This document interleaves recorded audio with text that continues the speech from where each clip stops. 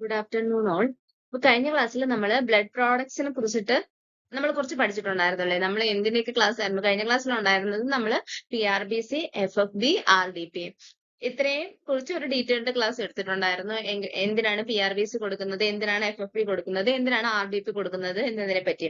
അപ്പോൾ അത് മാത്രമാണോ ബ്ലഡ് പ്രോഡക്ട്സ്? അത് മാത്രമല്ല ബ്ലഡ് പ്രോഡക്ട്സ്. ബ്ലഡ് പ്രോഡക്ട്സ് എന്ന് പറയുമ്പോഴത്തേക്ക് അതിനകത്ത് PRBC വരുന്നുണ്ട്, FFB വരുന്നുണ്ട്, RDP വരുന്നുണ്ട്, ക്രയോപ്രസിപ്പിറ്റേറ്റ്സ് വരുന്നുണ്ട്, ഇമ്മ്യൂണോഗ്ലോബിൻസ് വരുന്നുണ്ട്, ആൽബുമിൻ വരുന്നുണ്ട്. പക്ഷെ ഇന്ന് നമ്മൾ അതിൽ PRBC, FFB, RDP ഇതിനെ കുറിച്ചിട്ട് മാത്രമാണ് പഠിക്കുന്നത്. അത് വരും ക്ലാസ്സുകളിൽ നമുക്ക് ബാക്കിയുള്ള ബ്ലഡ് പ്രോഡക്ട്സിനെ കുറിച്ച് ചർച്ച ചെയ്യാം. അപ്പൊ നമ്മൾ ആദ്യം പറഞ്ഞിരിക്കുന്നത്, നമ്മൾ അതിന്റെ ബേസിക് ആയിട്ടുള്ള കാര്യങ്ങൾ കഴിഞ്ഞ വീഡിയോയിൽ നമ്മൾ അതിനെക്കുറിച്ച് എക്സ്പ്ലെയിൻ ചെയ്തിട്ടുണ്ട്. അതിന്റെ ബാക്കിയാണ് ഒരു പാർട്ട് 2 എന്ന് വേണമെങ്കിൽ പറയാം. അതിനെക്കുറിച്ച് നമ്മൾ അറിഞ്ഞിരിക്കേണ്ടുള്ള, ക്ലിനിക്കലി അറിഞ്ഞിരിക്കേണ്ടുള്ളതും എസെൻഷ്യൽ ആയിട്ടുള്ള കുറച്ച് കാര്യങ്ങളാണ് നമ്മൾ ഈ ക്ലാസ്സിൽ ഡിസ്കസ് ചെയ്യുന്നത്. ഓക്കെ, നമ്മൾ അപ്പോൾ ഡിസ്കസ് ചെയ്യാൻ പോകുന്നത് ബ്ലഡ് പ്രോഡക്ട്സ് ആണ്. അപ്പൊ ബ്ലഡ് പ്രോഡക്ട്സിൽ ഏതൊക്കെ പ്രോഡക്ട്സ് ആണ്? PRBC, FFB, RDP. First thing എന്ന് പറയുന്നത് സ്റ്റോറേജ് ടെമ്പറേച്ചർ. സ്റ്റോറേജ് ടെമ്പറേച്ചർ എന്ന് പറയുമ്പോഴത്തേക്ക് PRBCയുടെ സ്റ്റോറേജ് ടെമ്പറേച്ചർ എന്ന് പറയുന്നത് 2°C to 6°C ആണ്. ആ ഒരു ടെമ്പറേച്ചറിലാണ് PRBC സ്റ്റോർ ചെയ്ത് വെച്ചിരിക്കുന്നത്. അതിനാണെങ്കിൽ FFB എന്ന് പറയുന്നത് ഫ്രഷ് ഫ്രോസൻ. ഫ്രോസൻ എന്ന് പറയുന്ന ഒരു വേർഡ് അതിനകത്തുണ്ട് അല്ലെ, ഫ്രോസൻ പ്ലാസ്മ. അപ്പൊ അതിന്റെ ടെമ്പറേച്ചർ എന്ന് പറയുന്നത് -18°C or colder, preferably less than or equal to -30°C വരെ പോവാന്നാണ് പറയുന്നത്. അതിനോട്ടാണ് ചിലപ്പോൾ അതിനെ നമുക്ക് എന്ത് പറയുന്നത്, ഫ്രഷ് ഫ്രോസൻ പ്ലാസ്മ എന്ന് പറയുന്നത്. അപ്പൊ FFB നമ്മൾ എത്ര ഡിഗ്രിയിലാണ്? -18°C ഓർ കോൾഡർ ആയിട്ടാണ് നമ്മൾ വെക്കുന്നത്. ഇനി RDPയിൽ നമ്മൾ പ്ലേറ്ററ്റ് എങ്ങനെയാണ്? 20°C to 24°C വരെയാണ് നമ്മൾ വെക്കുന്നത്, വിത്ത് കണ്ടിന്യൂസ് ജെന്റിൽ അജിറ്റേഷൻസ്. അപ്പം RDP നമ്മൾ ഈ ഒരു ടെമ്പറേച്ചറിലാണ് 20°C to 24°C വരെയാണ് വെക്കുന്നത്. അതിന്റെ എക്സ്പയറി ഡേറ്റ് നോക്കുകയാണെങ്കിൽ from the date of collection തൊട്ട് എന്ന് വരെ യൂസ് ചെയ്യാന്ന് പറഞ്ഞാൽ 35 days to 42 days വരെ യൂസ് ചെയ്യാം. FFB 1 hour വരെ യൂസ് ചെയ്യാം. പക്ഷെ അത് നമുക്ക് എന്ത് ചെയ്യണം? ഫ്രം ദ ഡേറ്റ് ഓഫ് കളക്ഷനിൽ നമ്മൾ അത് സ്റ്റോർ ചെയ്ത് വെച്ചിരിക്കുന്നത് -18 അതിൽ കുറഞ്ഞ ടെമ്പറേച്ചറിലോ ആണെങ്കിൽ മാത്രമേ നമുക്ക് 1 year വരെ അതിന് വാലിഡിറ്റി ഉള്ളൂ കേട്ടോ. ഇനി RDP നോക്കുവാണെങ്കിൽ RDP നമ്മുടെ ഫ്രം ദ കളക്ഷൻ ഡേറ്റ് മുതൽ നമുക്കൊരു 5 days വരെ നമുക്കത് വെക്കാൻ പറ്റത്തുള്ളൂ. ഓക്കെ, ഇനി അടുത്ത post transfusion sample collection time. Okay, ഇത് നമുക്ക് കുറച്ച് ഇമ്പോർട്ടന്റ് ആയിട്ടുള്ള കാര്യമാണ് അല്ലെ. ഇപ്പൊ നമ്മൾ പേഷ്യന്റ് PRBC, FFB അല്ലെങ്കിൽ RDP എന്തെങ്കിലുമൊക്കെ നമ്മൾ ട്രാൻസ്ഫ്യൂസ് ചെയ്തതിന് ശേഷം നമുക്ക് പിന്നെ അതിന് ചെയ്ത് നോക്കണമല്ലോ, നമുക്ക് ഫോളോ അപ്പ് ചെയ്യണമല്ലോ. നമുക്കിപ്പം PRBC വിട്ടെങ്കിൽ ഇനി അത് കഴിഞ്ഞിട്ട് പേഷ്യന്റ് എത്ര ഹീമോഗ്ലോബിൻ ആയി എന്ന് നമുക്ക് നോക്കണം. അല്ലെങ്കിൽ നമ്മൾ FFB ചെയ്തെങ്കിൽ പേഷ്യന്റ് INR ഇപ്പൊ എങ്ങനെയുണ്ട് എന്ന് നമുക്ക് നോക്കണം. അല്ലെങ്കിൽ RDP കൊടുത്തെങ്കിൽ പേഷ്യന്റ് പ്ലേറ്റ്ലെറ്റ് ഇപ്പൊ എത്രയുണ്ട് എന്ന് നമുക്ക് നോക്കണം. അപ്പം ഇത്രയും കാര്യങ്ങൾ നമുക്ക് നോക്കണമെങ്കിൽ നമുക്ക് എപ്പോഴാണ് ആ ഒരു കറക്റ്റ് സാമ്പിൾ കളക്ഷൻ ടൈം എന്ന് നമ്മൾ അറിഞ്ഞിരിക്കണം. അപ്പം ഒരു PRBC നമ്മൾ ട്രാൻസ്ഫ്യൂസ് ചെയ്തതിന് ശേഷം വിത്തിൻ 24 hours എന്നവർ പറയുന്നുണ്ടെങ്കിൽ പ്രിഫറബിളി വിത്തിൻ 6 hours നമ്മൾ എന്ത് ചെയ്യണം? ഒരു സാമ്പിൾ വിടണം എന്നാണ് പറയുന്നത്. ഒരു CBC സാമ്പിൾ വിട്ട് HB നമുക്ക് നോക്കാം. പിന്നെ അടുത്തത് നമുക്ക് പ്ലാസ്മ അല്ലെ. പ്ലാസ്മ ഇപ്പൊ നമ്മൾ HB നോക്കുവാണെങ്കിലും നമുക്ക് ഒരു യൂണിറ്റിൽ നിന്ന് 1 gram/dL മാത്രമേ നമുക്ക് HB കൂടത്തുള്ളൂ. ഒരു യൂണിറ്റ് നമ്മൾ PRBC കൊടുത്താൽ അതിനകത്തുനിന്ന് 1 gram/dL കൂടത്തുള്ളൂ. അതൊക്കെ നിങ്ങൾക്ക് അറിയാം. ഇത് കഴിഞ്ഞ ക്ലാസ്സിൽ ഞാൻ ഇതിനെ കുറിച്ചൊക്കെ പറഞ്ഞിട്ടുള്ളതാണ്. എപ്പോഴാണ് നമുക്ക് PRBC കൊടുക്കേണ്ടുള്ളത്, എന്തൊക്കെയാണ് ഇൻഡിക്കേഷൻസ്, അല്ലെങ്കിൽ എപ്പോഴാണ് FFB കൊടുക്കേണ്ടുള്ളത്, എന്തൊക്കെയാണ് ഇൻഡിക്കേഷൻസ്, എപ്പോഴാണ് RDP കൊടുക്കേണ്ടുള്ളത്, എന്തൊക്കെയാണ് ഇൻഡിക്കേഷൻസ്, എത്ര FFB കൊടുത്താൽ എത്ര INR കുറവുണ്ടായിരിക്കും, അല്ലെങ്കിൽ എത്ര RDP കൊടുത്താൽ എത്ര പ്ലേറ്റ്ലെറ്റ് കൂടും, ഇതിനെ കുറിച്ചൊക്കെ ഡീറ്റെയിൽഡ് ക്ലാസ് കഴിഞ്ഞ ക്ലാസ്സിൽ എടുത്തിട്ടുണ്ട്. അത് ഞാനൊരു ലിങ്ക് ഞാൻ ഡിസ്ക്രിപ്ഷനിൽ ഇട്ടിരിക്കാം. എന്തായാലും അത് നിങ്ങളൊന്ന് കയറി കാണണം. ഓക്കെ, അപ്പൊ നമ്മളിവിടെ പറഞ്ഞു നിർത്തിയത് നമ്മൾ PRBC അല്ലെ. PRBC നമ്മൾ കൊടുത്തു കഴിഞ്ഞതിന് ശേഷം വിത്തിൻ 6 hours നമ്മൾ എന്ത് ചെയ്യണം? ഒരു CBC നമ്മൾ വിടണം. ഇനി FFB ആണെങ്കിലോ? FFB ആണെങ്കിൽ നമ്മൾ INR within 30 minutes to 1 hour നമ്മൾ ഒരു INR വിടണമെന്നാണ് പറയുന്നത്. ഇനി അടുത്ത RDP നമ്മൾ കൊടുത്തു കഴിഞ്ഞാൽ within 1 hour and at 24 hour after transfusion for platelet count. അപ്പൊ ഒരു CBC പ്ലേറ്റ്ലെറ്റ് കൗണ്ടിന് വേണ്ടിയിട്ട് നമ്മൾ എന്ത് ചെയ്യണം? 1 hourലും വിടണം, 24 hourലും വിടണം. അതെന്തിനാ? 1 hourൽ വിടുമ്പോൾ നമുക്ക് ഇമ്മീഡിയറ്റ് ആയിട്ട് എത്ര ഇൻക്രിമെന്റ് ഉണ്ടായി എന്ന് മനസ്സിലാവും അല്ലെ, പ്ലേറ്റ്ലെറ്റ് എത്ര കൂടി എന്ന് നമുക്ക് മനസ്സിലാവും. 24 hour എന്ന് പറയുമ്പോഴത്തേക്ക് ചിലപ്പം ഈ 24 hourൽ ചിലപ്പം ഈ പ്ലേറ്റ്ലെറ്റ് ഡിസ്ട്രക്ഷൻ ഉണ്ടായിരിക്കാം, അല്ലെങ്കിൽ സ്പ്ലെനിക് സെക്വിസ്റ്ററേഷൻ ഉണ്ടായിരിക്കാം. എന്ന് വെച്ചാൽ സ്പ്ലീനിൽ അത് വന്നിട്ട് എന്ത് ട്രാപ്പ് ആയി പോയിട്ടുണ്ടായിരിക്കാം, അല്ലെങ്കിൽ നമ്മുടെ ഇമ്മ്യൂൺ സിസ്റ്റം തന്നെ ഡിസ്ട്രക്ട് ചെയ്തിട്ടുണ്ടായിരിക്കും. അത് അറിയണമെങ്കിൽ നമ്മൾ 24 hour കഴിഞ്ഞ് ഒന്നും കൂടി ഒരു CBC വിടണമെന്നാണ് പറയുന്നത്. വിത്തിൻ 1 hourൽ നമുക്ക് പെട്ടെന്നുണ്ടായ ഇൻക്രിമെന്റ് മനസ്സിലാവും. 24 hour ആയി ഡിലേഡ് ആയിട്ട് എന്തെങ്കിലും ഡിസ്ട്രക്ഷൻ ഉണ്ടായോ എന്ന് നമുക്ക് മനസ്സിലാവും. ഇനി അടുത്തത് എമൗണ്ട് പെർ യൂണിറ്റ്. അപ്പൊ ഒരു യൂണിറ്റില് അപ്പം PRBസിയുടെ ഒരു യൂണിറ്റിൽ 250 to 350 ആണ് ഒരു ആവറേജ് അല്ലെങ്കിൽ ഒരു അപ്രോക്സിമേറ്റ് ആയിട്ടുള്ള എമൗണ്ട് ഓഫ് ബ്ലഡ് ഉണ്ടായിരിക്കുന്നത് എന്നാണ് പറയുന്നത്. പിന്നെ അടുത്ത പറയുന്നത് FFP എത്ര ഉണ്ടായിരിക്കും? ഒരു ആവറേജ് യൂണിറ്റ് 200 to 250 ml ഉണ്ടായിരിക്കും. RDP എന്ന് പറയുന്നത് നമ്മൾ നേരത്തെ ക്ലാസ് നമ്മൾ പഠിച്ചിട്ടുണ്ടായിരുന്നു. FFP ഒരു അപ്രോക്സിമേറ്റ്ലി 70 kg ഉള്ള ഒരാൾക്ക് നമ്മൾ FFP അറ്റ് എ ടൈം നമുക്ക് ഒരു 3 to 4 യൂണിറ്റ് എങ്കിലും കൊടുത്താൽ മാത്രമേ നമുക്ക് അയാളുടെ എന്തിൽ INR-ൽ എന്തുണ്ടാക്കാം, INR കുറച്ച് കൊണ്ടുവരാൻ പറ്റത്തുള്ളൂ. അതുപോലെ തന്നെ നമ്മൾ RDP എന്ന് പറയുന്നത് 50 to 70 ml പെർ യൂണിറ്റ് ആണ്. Usually pooled to 4 to 6 unit നമ്മൾ യൂഷ്വലി ഒരു 300 ml എങ്കിലും കൊടുക്കണം. അപ്പൊ ഒരാൾക്ക് ഒരു RDP 50 to 70 ml per unit ആണെങ്കിൽ യൂഷ്വലി നമ്മൾ അയാൾക്ക് അറ്റ് എ ടൈം എത്രയാണ് കൊടുക്കേണ്ടുള്ള 4 to 6 യൂണിറ്റ് എങ്കിലും കൊടുക്കണം. അതായത് അപ്രോക്സിമേറ്റ്ലി 30 ml എങ്കിലും 300 ml എങ്കിലും നമ്മൾ കൊടുക്കണം. എങ്കിൽ മാത്രമേ നമുക്ക് ആ പ്ലേറ്റ്ലെറ്റിൽ കാര്യമായിട്ടുള്ള നമുക്കൊരു വ്യത്യാസം കൊണ്ടുവരാനായിട്ട് പറ്റത്തുള്ളൂ. ഓക്കെ, അപ്പൊ ഈ ബ്ലഡ് പ്രോഡക്ട്സിന്റെ ഇതൊക്കെ നമ്മൾ അറിഞ്ഞിരിക്കേണ്ട എസെൻഷ്യലി നമ്മൾ അറിഞ്ഞിരിക്കേണ്ടുള്ള കാര്യമാണ് അല്ലെ. എപ്പം നമുക്ക് എപ്പം നമുക്ക് ഒരു സാമ്പിള് വിടണമെന്നുള്ള കാര്യവും പിന്നെ ഒരു യൂണിറ്റിൽ എത്ര ഉണ്ടായിരിക്കും എന്നുള്ളതിന്റെ കാര്യവും നമ്മൾ അറിഞ്ഞിരിക്കേണ്ടതാണ്. ഓക്കെ, അപ്പൊ ഇത് നമ്മുടെ ഹോസ്പിറ്റൽ ബേസ്ഡ് ആയിട്ടുള്ള ഒരു ഇൻസ്ട്രക്ഷൻ ആണ് കേട്ടോ. അപ്പൊ നമ്മൾ ഹോസ്പിറ്റലിൽ നിന്ന് ബ്ലഡ് അല്ലെങ്കിൽ ഏതെങ്കിലുമൊക്കെ ബ്ലഡ് പ്രോഡക്ട്സ് വാങ്ങിക്കുമ്പോൾ ഞങ്ങൾക്ക് 2 പേജസ് കിട്ടും. ഒരു പേജസിൽ നമ്മൾ പേഷ്യന്റ് ഐഡന്റിഫിക്കേഷനും നമ്മുടെ പേഷ്യന്റ് വൈറ്റൽസും പ്രീ എങ്ങനെയാണ് pre transfusion vitals, post transfusion vitals അല്ലെങ്കിൽ അതിനിടയിലുള്ള വൈറ്റൽസ് അതൊക്കെ നോക്കാനും എന്തെങ്കിലുമൊക്കെ ആഫ്റ്റർ എഫക്ട് എന്തെങ്കിലുമൊക്കെ അഡ്വേഴ്സ് റിയാക്ഷൻ വരുവാണെങ്കിൽ അതൊക്കെ മെൻഷൻ ചെയ്യാൻ ഒരെണ്ണമുണ്ട്. ഇത് കോമ്പാക്റ്റബിൾ ആണോ എന്നതിനെ കുറിച്ചിട്ട് അവർ തരുന്ന കോമ്പാക്റ്റബിൾ ആണ് എന്ന് പറഞ്ഞ് അവർ തരുന്ന ഒരു പേപ്പറാണ് കേട്ടോ ഇത്. അതിനകത്ത് അവര് ഇൻസ്ട്രക്ഷൻസ് എഴുതിയിട്ടുണ്ട്.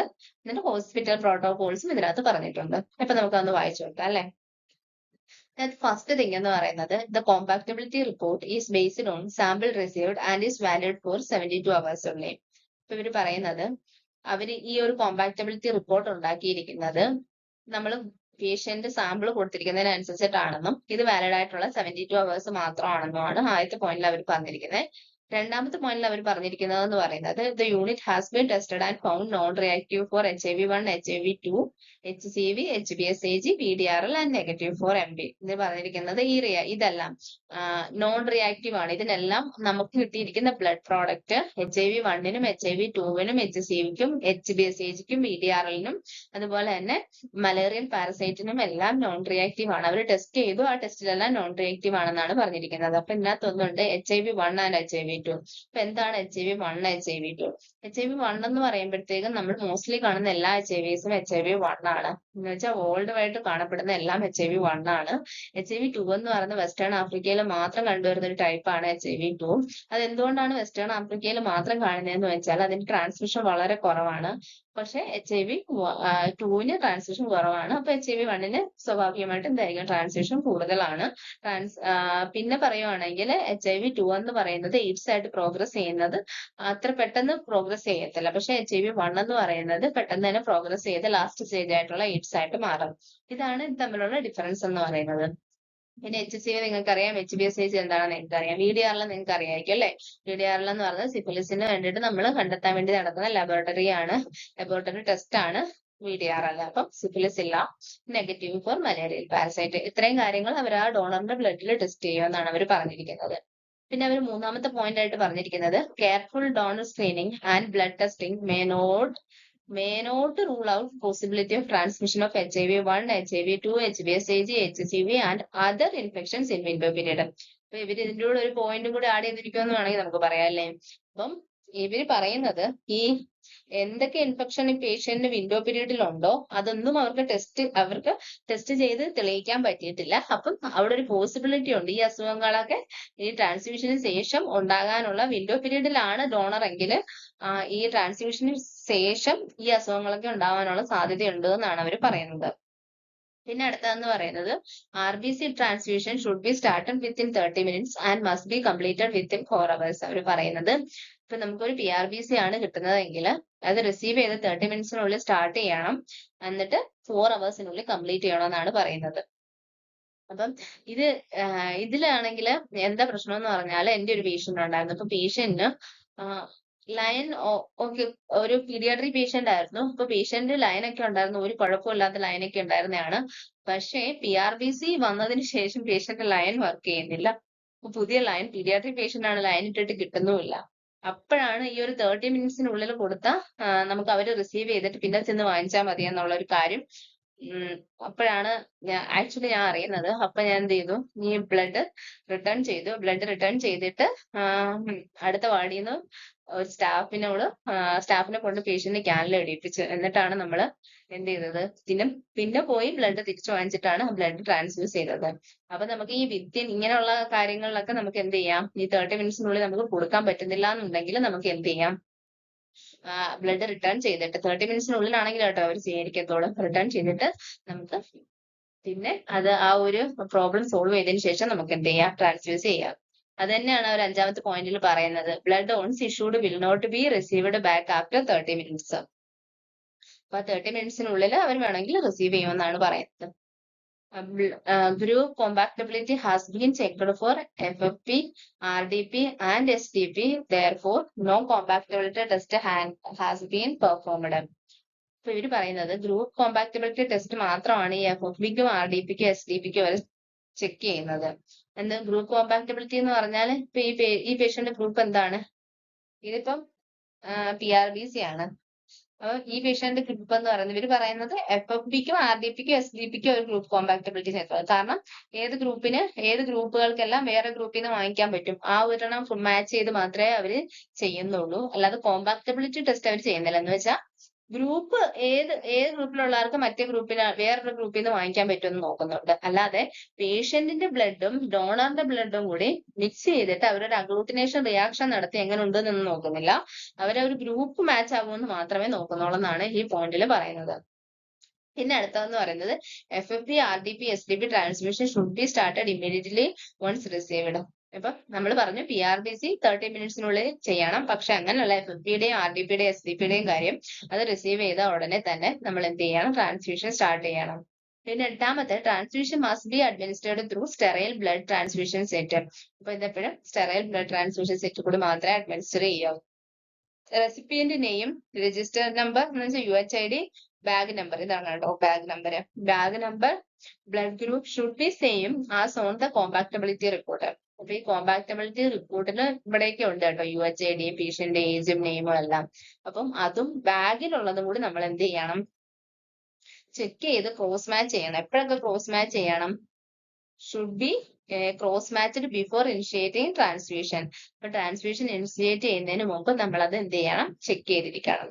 No drug should be injected in to ബാഗിലോട്ട് ഒരു ഡ്രഗും ഇൻജക്ട് ചെയ്യാൻ പാടില്ല. Only NS can be injected to PRBC if required ആണെങ്കിൽ മാത്രം എന്ത് ചെയ്യാം, 0.9% NS നമുക്ക് ഇൻജക്ട് ചെയ്യാം. പിന്നെ പറയുന്ന ആന്റി-D prophylaxis is advised in T negative patient after transfusion of T positive platelet. അപ്പൊ നെഗറ്റീവ് ആയിട്ടുള്ള ഒരു പേഷ്യന്റ് പോസിറ്റീവ് ആയിട്ടുള്ള പ്ലേറ്റ്ലെറ്റ് കൊടുത്തു കഴിഞ്ഞാൽ പ്രൊഫൈലാക്സിസ് ആയിട്ട് നമുക്ക് ആന്റി-D കൊടുക്കണം എന്നാണ് അവർ പറയുന്നത്. പിന്നെ അടുത്ത് the blood centre shall not be held responsible for any mishaps due to wrong sample, wrong patient identity or improper storage in transit. അപ്പം റോങ് ആയിട്ടുള്ള പേഷ്യന്റ്, റോങ് ആയിട്ടുള്ള സാമ്പിളോ അല്ലെങ്കിൽ ഇംപ്രോപ്പർ ആയിട്ട് സ്റ്റോറേജ് ചെയ്താലോ ഇതിനൊന്നും ബ്ലഡ് ബാങ്ക് ഉത്തരവാദിയല്ല എന്നാണ്. അതുകൊണ്ടുണ്ടാവുന്ന പ്രശ്നങ്ങൾക്കൊന്നും അവർ ഉത്തരവാദിയല്ല എന്നാണ് പറയുന്നത്. അപ്പൊ ഇത്രയാണ് ഇതിലെ ഇൻസ്ട്രക്ഷൻസ്. അപ്പൊ ഒരു ചെറിയൊരു ടോപ്പിക് ആയിരുന്നു, എന്നാൽ ക്ലിനിക്കലി ഇമ്പോർട്ടന്റും ആയിട്ടുള്ള ഒരു ടോപ്പിക് ആയിരുന്നു. എല്ലാവർക്കും മനസ്സിലായെന്ന് വിശ്വസിക്കുന്നു. Thank you.